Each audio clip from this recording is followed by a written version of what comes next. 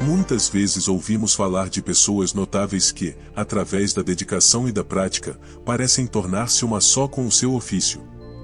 Um exemplo de pessoa assim é Xu Shen, um personagem da literatura taoísta que queria se tornar um cocheiro experiente.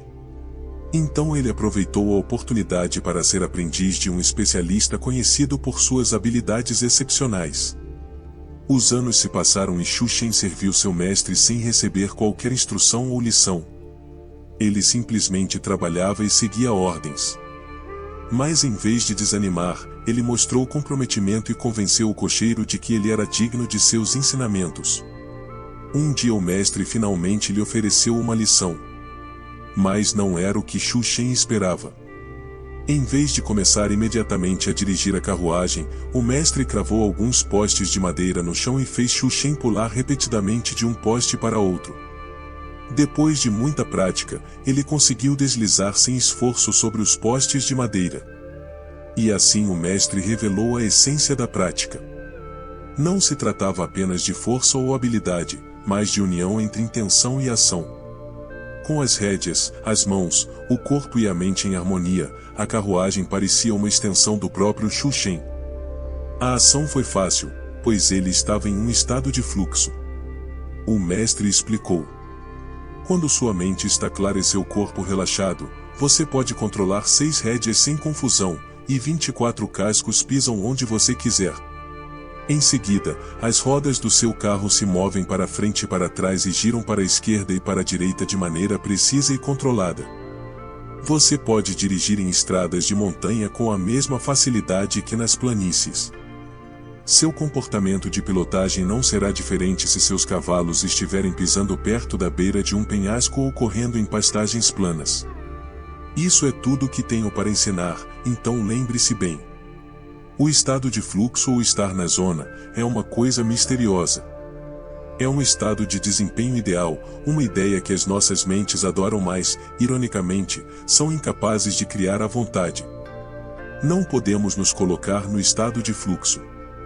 Pelo contrário, quanto mais você forçar, menor será a probabilidade de consegui-lo.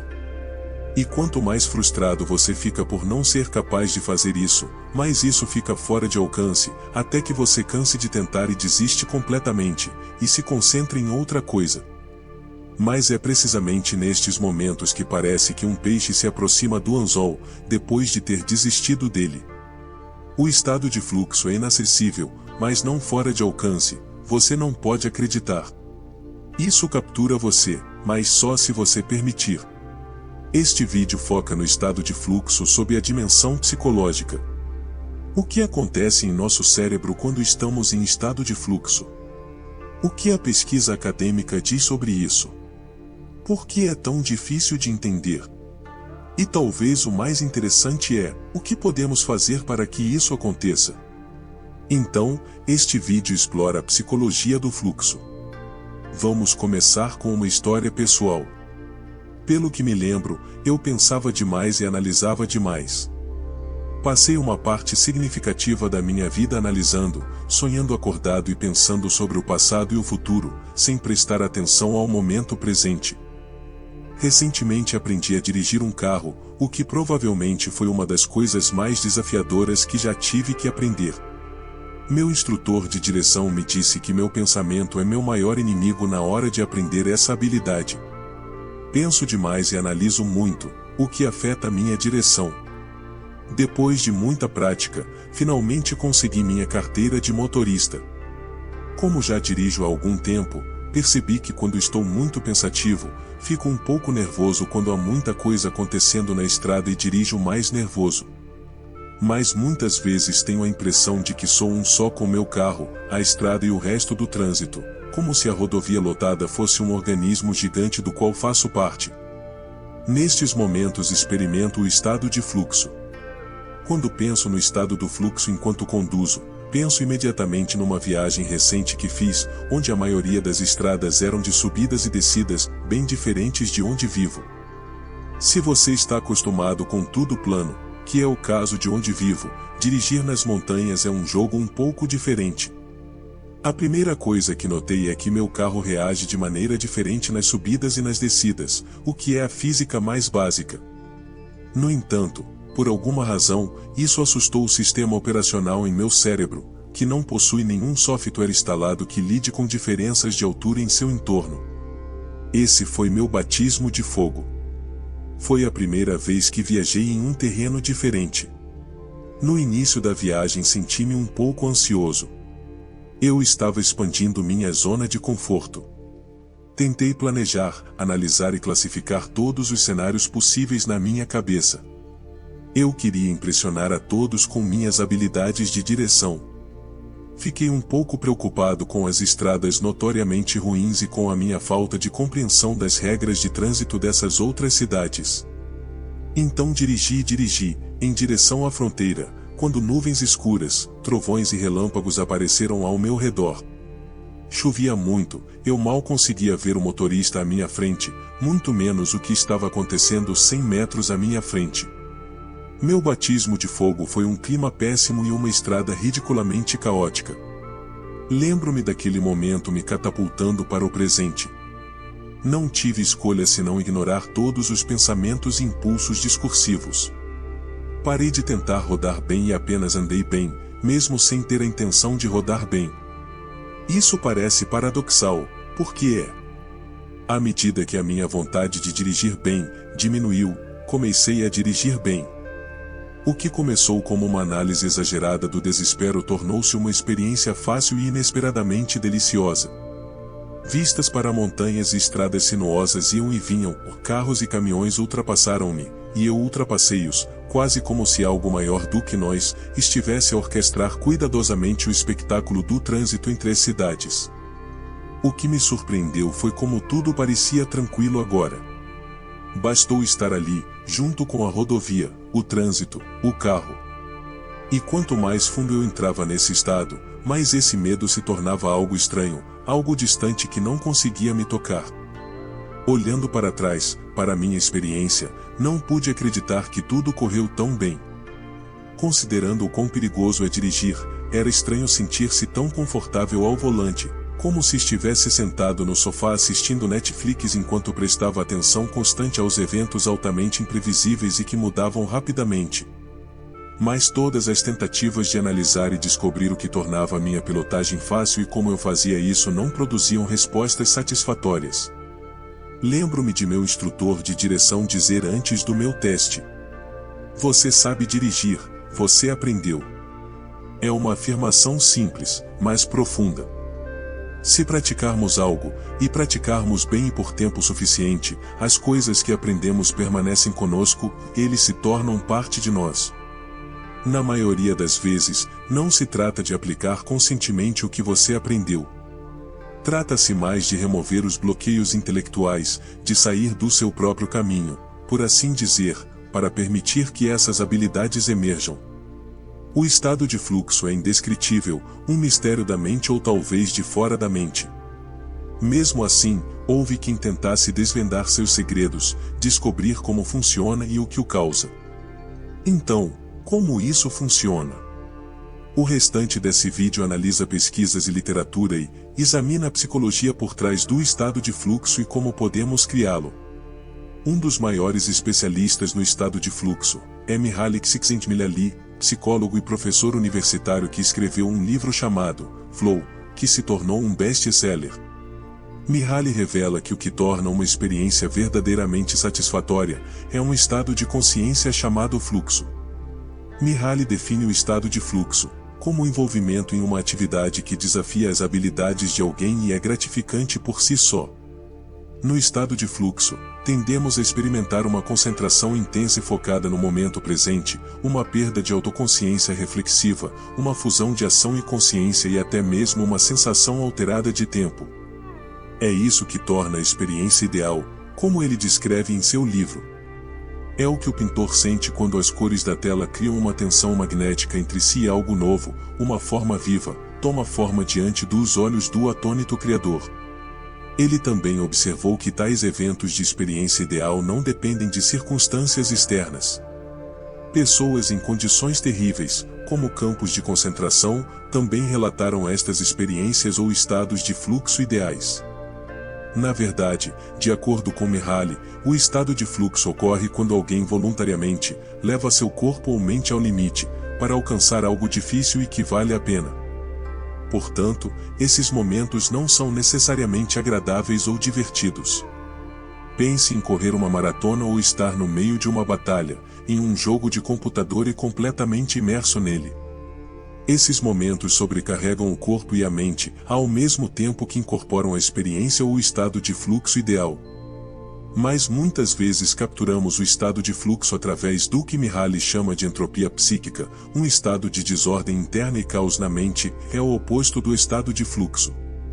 Em vez de estar focada, a nossa atenção está dispersa, e em vez de operarmos no momento presente, estamos em toda parte, pensando no passado e preocupados com o futuro. Em vez de a ação e a consciência se fundirem, elas são separadas e divididas pela sobrecarga de informações. Em um estado de entropia psíquica, geralmente não se faz muita coisa, e o que é feito, é tudo menos tranquilo. Mihaly explicou. Sempre que a informação perturba a consciência, colocando em risco os seus objetivos, temos um estado de desordem interna ou entropia psíquica, uma desorganização do eu que prejudica a sua eficácia. Experiências prolongadas deste tipo podem enfraquecer o eu, a ponto de ele não ser mais capaz de investir atenção e perseguir seus objetivos. A entropia psicológica pode ter diferentes causas. Pode haver muitas distrações, por exemplo, você está trabalhando em uma redação enquanto seu aplicativo da web WhatsApp está sendo executado no mesmo navegador, e mensagens do Instagram chegam enquanto você ouve um podcast com a TV ligada em segundo plano. São interrupções constantes de informações que criam uma sensação de caos na mente.